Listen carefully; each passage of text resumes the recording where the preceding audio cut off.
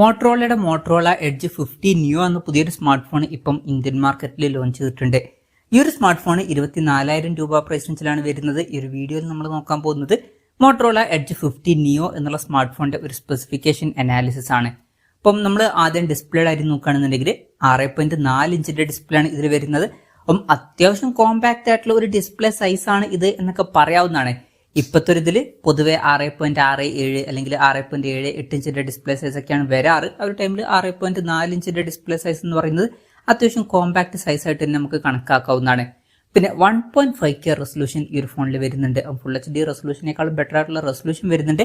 അത് ഈ ഒരു പ്രൈസ് റേഞ്ചിൽ എടുത്തു വരേണ്ട ഒരു കാര്യം തന്നെയാണ്. അപ്പോൾ നല്ലൊരു റെസൊല്യൂഷനും ഇത് കൊടുത്തിട്ടുണ്ട്. പിന്നെ POLED പാനലാണ് ഇതിൽ ഉപയോഗിച്ചിരിക്കുന്നത്. പിന്നെ LTPO എന്നുള്ള ഫീച്ചർ സപ്പോർട്ട് ചെയ്യുന്നുണ്ട് ഈ ഒരു പ്രൈസ് റേഞ്ചിൽ. അതും എടുത്തു വരേണ്ട ഒരു കാര്യം തന്നെയാണ്. അതായത് റിഫ്രഷ് റേറ്റ് 1 ഹെർട്സിന്റെയും 120 ഹെർട്സിന്റെയും ഇടയിലായിട്ട് അഡ്ജസ്റ്റ് ചെയ്യാൻ കഴിയുന്നതായിരിക്കും. ഇതിൽ മാക്സിമം 120 ഹെർട്സിന്റെ റിഫ്രഷ് റേറ്റ് ആണ് സപ്പോർട്ട് ചെയ്യുന്നത്. പിന്നെ പഞ്ചോൾ ഡിസൈൻ എടുത്തിട്ടുണ്ട്. പഞ്ചോൾ വരുന്നത് ടോപ്പ് സെന്റർ ഭാഗത്തായിട്ടാണ്. ഈ ഒരു ഫോണിൽ ഫ്ലാറ്റ് ആയിട്ടുള്ള ഡിസ്പ്ലേ ആണ് വരുന്നത്. 360 ഹെർട്സിന്റെ ടച്ച് സാമ്പിളിംഗ് റേറ്റ് ഇതിൽ വരുന്നുണ്ട്. പിന്നെ 10 ബിറ്റ് ഡിസ്പ്ലേ പോലുള്ള ഫീച്ചേഴ്സ് ഒക്കെ വരുന്നുണ്ട്. പീക്ക് ബ്രൈറ്റ്നസ് വരുന്നത് 3000 നിറ്റ്സ് ആണ്. ഫോണിന്റെ ഫ്രണ്ടിൽ ഗൊറില്ല ഗ്ലാസ് 3D പ്രൊട്ടക്ഷൻ കൊടുത്തിട്ടുണ്ട്. അപ്പോൾ ഡിസ്പ്ലേ ഫീച്ചേഴ്സ് മൊത്തത്തിൽ നോക്കുമ്പോൾ അത്യാവശ്യം നല്ല ഡിസ്പ്ലേ ഫീച്ചേഴ്സ് ഇതിൽ വരുന്നുണ്ട് എന്ന് തന്നെ പറയാവുന്നതാണ്. എടുത്തു പറയേണ്ട കാര്യങ്ങൾ എന്ന് പറയുന്നത് 1.5K റെസൊല്യൂഷനും LTPO എന്നുള്ള ഫീച്ചറൊക്കെ വരുന്നുണ്ട്. അതുപോലെ തന്നെ കോമ്പാക്ട് ആയിട്ടുള്ള ഒരു സൈസും ആണ് ഇതിൽ വരുന്നത്. In display finger print sensor ഈ ഫോണിൽ വരുന്നുണ്ട്. ഫോണിന്റെ വെയിറ്റ് വരുന്നത് 171 ഗ്രാം ആണ്. അത്യാവശ്യം വെയിറ്റ് കുറവാണ്. അതുപോലെ തന്നെ തിക്നെസ് വരുന്നത് 8.1 mm ആണ്. പിന്നെ എടുത്തു വരേണ്ട മറ്റൊരു കാര്യം എന്ന് പറയുന്നത് MIL STD 810H സർട്ടിഫിക്കേഷനും കാര്യങ്ങളൊക്കെ ഇതിന് ലഭിച്ചിട്ടുണ്ട്. ഇത് ബിൽഡ് ക്വാളിറ്റിക്ക് ലഭിക്കുന്ന ഒരു സർട്ടിഫിക്കേഷൻ ആണ്. അത്യാവശ്യം സ്ട്രോങ് ആയിട്ടുള്ള ഒരു സ്മാർട്ട് ഫോണാണ് ഈ ഒരു സ്മാർട്ട് ഫോൺ എന്നൊക്കെ പറയാവുന്നതാണ്. പിന്നെ IP68 റേറ്റിംഗ് ഇതിൽ സപ്പോർട്ട് ചെയ്യുന്നുണ്ട്. അത് നല്ലൊരു IP റേറ്റിംഗ് തന്നെയാണ്. ഈ ഫോണ് വാട്ടർ റെസിസ്റ്റന്റും അതുപോലെ തന്നെ ഡസ്റ്റ് റെസിസ്റ്റന്റും ആയിരിക്കും. അതും എടുത്തു വരേണ്ട ഒരു കാര്യം തന്നെയാണ്. ഇനി പ്രോസസറിന്റെ കാര്യത്തിലോട്ട് വരികയാണെന്നുണ്ടെങ്കിൽ MediaTek Dimensity 7300 എന്ന പ്രോസസറാണ് ഈ ഫോണിൽ കൊടുത്തിരിക്കുന്നത്. ഇപ്പോൾ 24,000 രൂപ പ്രൈസ് റേഞ്ചിൽ ഒരു പ്രോസസർ എങ്ങനെ ഉണ്ട് എന്ന് വെച്ചാൽ ബെസ്റ്റ് എന്നൊന്നും പറയാൻ പറ്റില്ല. ആവറേജ് ആയിട്ടുള്ള ഒരു പ്രോസസർ എന്ന് പറയാവുന്നതാണ്. ഇത് പെർഫോമൻസ് ഫോക്കസ്ഡ് ആയിട്ടുള്ള ഒരു സ്മാർട്ട് ഫോൺ അല്ല. ക്യാമറ, ഡിസ്പ്ലേ ഇതുപോലുള്ള കാര്യങ്ങളൊക്കെയാണ് ഈ ഒരു ഫോണിന്റെ ഫോക്കസ് ആയിട്ട് വരുന്നത്. ആവറേജ് ആയിട്ടുള്ള തരക്കേടില്ലാത്തൊരു പ്രോസസർ എടുത്തിട്ടുണ്ട് എന്ന് പറയാവുന്നതാണ് ഈ ഒരു പ്രൈസ് റേഞ്ചിൽ. പിന്നെ 5G സപ്പോർട്ടും കാര്യങ്ങളൊക്കെ ഇതിൽ വരുന്നുണ്ട്. 16ഓളം 5G ബാൻഡ്സും ഇതിൽ വരുന്നുണ്ട്. 8GB റാമും 256GB ഇന്റേണലുമാണ് ഈ ഫോണിൽ വരുന്നത്. LPDDR4Xന്റെ റാമും UFS 2.2 സ്റ്റോറേജ് ടൈപ്പ് ഇതിൽ കൊടുത്തിട്ടുള്ളൂ. ഈ ഒരു പ്രൈസ് റേഞ്ചിൽ UFS 3.1 സ്റ്റോറേജ് ടൈപ്പ് നമ്മൾ എക്സ്പെക്ട് ചെയ്യുന്നുണ്ട്. പക്ഷേ ഇതിൽ UFS 2.2 സ്റ്റോറേജ് ടൈപ്പ് വരുന്നുള്ളൂ. അത് കുറച്ച് ഡിസപ്പോയിന്റിംഗ് ആയി എന്ന് പറയേണ്ടി വരും. പിന്നെ മെമ്മറി എക്സ്പാൻഡ് ചെയ്യണമെന്നുണ്ടെങ്കിൽ മെമ്മറി കാർഡ് സ്ലോട്ടൊന്നും കൊടുത്തിട്ടില്ല. മെമ്മറി എക്സ്പാൻഡ് ചെയ്യാൻ പറ്റില്ല. പിന്നെ വെർച്വൽ റാം എന്നുള്ള ഫീച്ചറും ഇതിൽ വരുന്നുണ്ട്. അതായത് എക്സ്ട്രാ റാം വേണ്ട സമയത്ത് ഇന്റേണൽ മെമ്മറിയിൽ നിന്ന് കുറച്ച് മെമ്മറി എടുത്തിട്ട് അത് റാം ആയിട്ട് യൂസ് ചെയ്യുന്നതായിരിക്കും. അങ്ങനെ 8GB റാം വരെ എക്സ്ട്രാ നമുക്ക് ലഭിക്കുന്നതായിരിക്കും. NFC-യുടെ സപ്പോർട്ടും കാര്യങ്ങളൊക്കെ ഇതിൽ വരുന്നുണ്ട്. സ്റ്റീരിയോ സ്പീക്കേഴ്സ് കൊടുത്തിട്ടുണ്ട്. ഡോൾബി അറ്റ്മോസിന്റെ സൗണ്ടും സപ്പോർട്ട് ചെയ്യുന്നുണ്ട്. 3.5mm ഓഡിയോ ജാക്ക് ഈ ഫോണിൽ കൊടുത്തിട്ടില്ല. Android 14 ബേസ് ആയിട്ടുള്ള HelloU സോഫ്റ്റ്വെയർ ആണ് ഈ ഫോണിൽ വരുന്നത്. ഈ ഒരു ഫോണിൽ 5 കൊല്ലത്തെ OS അപ്ഡേറ്റ് നമുക്ക് ലഭിക്കുന്നതായിരിക്കും. അത് നല്ലൊരു കാര്യം തന്നെയാണ്. പിന്നെ മോട്ടറോള മുമ്പൊക്കെ സോഫ്റ്റ്വെയർ അപ്ഡേറ്റ്സ് പറഞ്ഞതുപോലെ കൊടുക്കാത്തൊരു പ്രശ്നമൊക്കെ ഉണ്ടായിരുന്നു.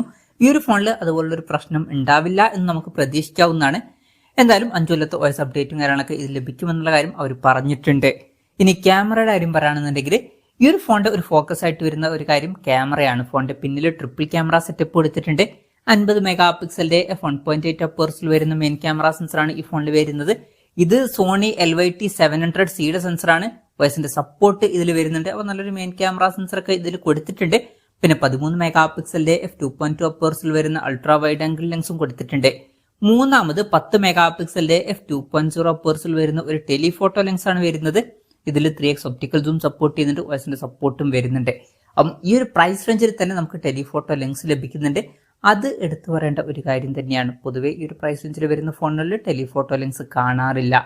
പിന്നെ ഫ്രണ്ടിൽ 32 മെഗാ പിക്സലിന്റെ f2.4 അപ്പേഴ്സിൽ വരുന്ന സെൽഫി ക്യാമറ ആണ് വരുന്നത്. ഓൺ പേപ്പർ മികച്ചൊരു ക്യാമറ സ്പെസിഫിക്കേഷനും കാര്യങ്ങളൊക്കെ ഇതിൽ വരുന്നുണ്ട്. പിന്നെ നമ്മൾ ഓൺ പേപ്പർ ക്യാമറ സ്പെസിഫിക്കേഷനെ പറ്റി മാത്രമാണ് പറഞ്ഞിരിക്കുന്നത്. ക്യാമറ ടെസ്റ്റിംഗ് നമ്മൾ നടത്തിയിട്ടില്ല. ആ ഒരു കാര്യം ഒന്ന് ഓർത്ത് വെക്കുക. ബാറ്ററിയുടെ കാര്യത്തിൽ 4310 mAhന്റെ ബാറ്ററി ഇതിൽ വരുന്നുള്ളൂ. ബാറ്ററി കപ്പാസിറ്റി കമ്പാരിറ്റീവ്ലി കുറച്ചൊന്ന് കുറവാണ്. ആ ഒരു കാര്യം ശ്രദ്ധിക്കണം. 68 വാട്ടിന്റെ ഫാസ്റ്റ് ചാർജ് സപ്പോർട്ട് ഇതിൽ വരുന്നുണ്ട്. പിന്നെ 15 വാട്ടിന്റെ വയർലെസ് ചാർജിംഗ് സപ്പോർട്ടും ഈ ഫോണിൽ കൊടുത്തിട്ടുണ്ട്. വയർലെസ് ചാർജിങ് സപ്പോർട്ടൊക്കെ വരുന്നുണ്ട്. അത് എടുത്തു വരേണ്ട ഒരു കാര്യം തന്നെയാണ് ഈ ഒരു പ്രൈസ് റേഞ്ചിൽ. പിന്നെ ടൈപ്പ് സി ചാർജിംഗ് പോർട്ടും ഇതിൽ കൊടുത്തിട്ടുണ്ട്. ബാറ്ററി സെറ്റപ്പ് മൊത്തത്തിൽ നോക്കുമ്പോൾ വയർലെസ് ചാർജിംഗ് പോലുള്ള കാര്യങ്ങളൊക്കെ വരുന്നുണ്ട്, പക്ഷെ ബാറ്ററി കപ്പാസിറ്റി കുറവാണ്. അപ്പോൾ ഇതൊക്കെയാണ് ഫീച്ചേഴ്സിനെ പറ്റി പറയാനുള്ള കാര്യങ്ങൾ. ഇനി വിലയുടെ കാര്യം പറയുകയാണെന്നുണ്ടെങ്കിൽ 8GB റാം 256GB ഇന്റേണൽ വെർഷന്റെ വില വരുന്നത് 23,999 രൂപയാണ്. സെപ്റ്റംബർ 24 മുതലാണ് ഫോണിന്റെ സെയിലും കാര്യങ്ങളൊക്കെ സ്റ്റാർട്ട് ചെയ്യുന്നത്. പിന്നെ HDFCയുടെ കാർഡ് യൂസ് ചെയ്യണമെന്നുണ്ടെങ്കിൽ 1000 രൂപയുടെ ഓഫും കാര്യങ്ങളൊക്കെ ലഭിക്കുന്നതായിരിക്കും. എന്തായാലും ഓവറോൾ നോക്കുകയാണെന്നുണ്ടെങ്കിൽ ഈ ഒരു പ്രൈസ് റേഞ്ചിൽ ഈ ഒരു ഫോണിൽ അത്യാവശ്യം നല്ല ഡിസ്പ്ലേ ഫീച്ചേഴ്സും അതുപോലെ തന്നെ ഓൺ പേപ്പർ നല്ലൊരു ക്യാമറ സ്പെസിഫിക്കേഷനും കൊടുത്തിട്ടുണ്ട്. അപ്പോൾ നിങ്ങൾ മെയിനായിട്ട് നോക്കുന്നത് ഡിസ്പ്ലേ അതുപോലെ തന്നെ ക്യാമറ ഇതുപോലുള്ള കാര്യങ്ങളൊക്കെ ആണെന്നുണ്ടെങ്കിൽ ഈ ഒരു ഫോൺ കൺസിഡർ ചെയ്യാൻ പറ്റിയിട്ടുള്ള ഒരു ഓപ്ഷൻ ആയിരിക്കും. പിന്നെ ഇതിന്റെ കൂടെ തിരക്കേടില്ലാത്തൊരു പ്രോസസ്സറും തിരക്കേടില്ലാത്ത ബാറ്ററി സെറ്റപ്പും കൊടുത്തിട്ടുണ്ട്. പക്ഷെ ബാറ്ററി കപ്പാസിറ്റി കുറവാണ്, ആ ഒരു കാര്യം ഓർത്തു വെക്കുക. പക്ഷെ വയർലെസ് ചാർജിംഗ് സപ്പോർട്ട് നമുക്ക് ലഭിക്കുന്നുണ്ട്. മൊത്തത്തിൽ നോക്കുമ്പോൾ ക്യാമറ ഫീച്ചേഴ്സും ടെലിഫോട്ടോ ലെൻസും ഒക്കെ ഈ ഒരു പ്രൈസ് റേഞ്ചിൽ വേണം. അതുപോലെ തന്നെ 1.5K റെസൊല്യൂഷൻ വരുന്ന ഡിസ്പ്ലേയും അത്യാവശ്യം കോമ്പാക്ട് ആയിട്ടുള്ള ഡിസ്പ്ലേ സൈസ് ഒക്കെയാണ് വേണ്ടതെന്നുണ്ടെങ്കിൽ ഈ ഒരു ഫോൺ കൺസിഡർ ചെയ്യാവുന്നതാണ്. അപ്പം ഇതാണ് ഈ ഒരു ഫോണിനെ പറ്റിയിട്ടുള്ള എൻ്റെ ഒരു അഭിപ്രായം. ഈ ഒരു ഫോണിനെ പറ്റിയിട്ടുള്ള നിങ്ങളുടെ അഭിപ്രായം ജസ്റ്റ് ഒന്ന് കമന്റ് ചെയ്യുക.